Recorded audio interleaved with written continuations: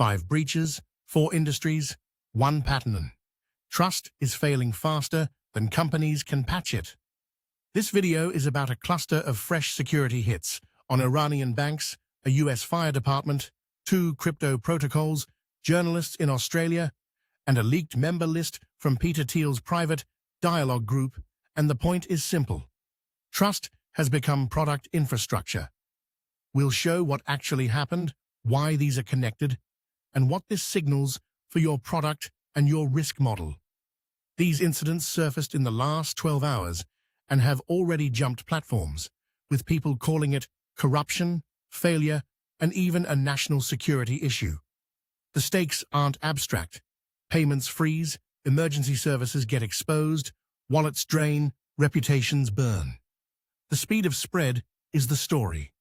Iranian banks were hit by a coordinated cyber attack that knocked services offline and disrupted payments, exactly where daily life touches critical rails. A major US fire department filed suit against its security vendor after a breach allegedly opened a path into systems that should never go dark. In crypto, Radium and Aztec Connect reported fresh heists, while an Australian hacker targeted journalists and an alleged member roster of Thiel's invite-only dialogue network leaked online. Different sectors, same failure mode, identity and keys. Bank outages and the fire department breach both point to compromised privileged access or brittle third-party integrations, what security people call the trust chain. In DeFi, admin or governance keys remain a single point of catastrophic failure. In media and private networks, weak access controls and exposed inboxes turn into doxing ammo within hours. The immediate impact is operational. Money can't move, dispatch slows, users lose funds, and targets get harassed using freshly leaked data. Incident response is now part of the product experience. How you authenticate, rotate keys, and talk to customers under fire decides churn. Lawsuits shift heat upstream. Vendors that sell security are about to be held to it in court. The second-order consequence is market selection. Products with hard, default trust primitives will win. That means hardware-backed keys over passwords, passkeys by default, isolation between admin and runtime keys, and circuit breakers that pause dangerous actions automatically. Insurers and regulators will start pricing this in to premiums and approvals, pushing weak architectures out of critical workflows. Here's the realization. Trust isn't a feature you sprinkle on top. It's the runtime your product executes on.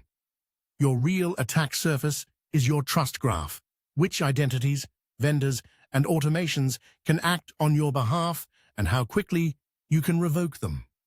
When trust breaks, the blast radius spans products, payments, and institutions in a single scroll, and that's the new platform risk.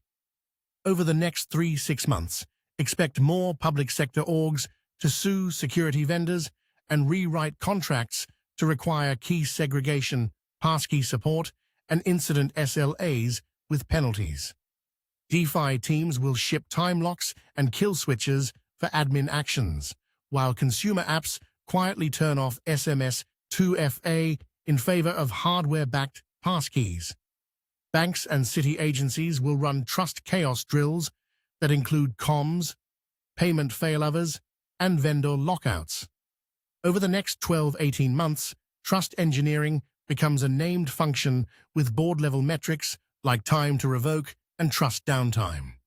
We'll see mandated verifiable logs, signed builds, and hardware attestation for critical workflows with software liability tied to security claims.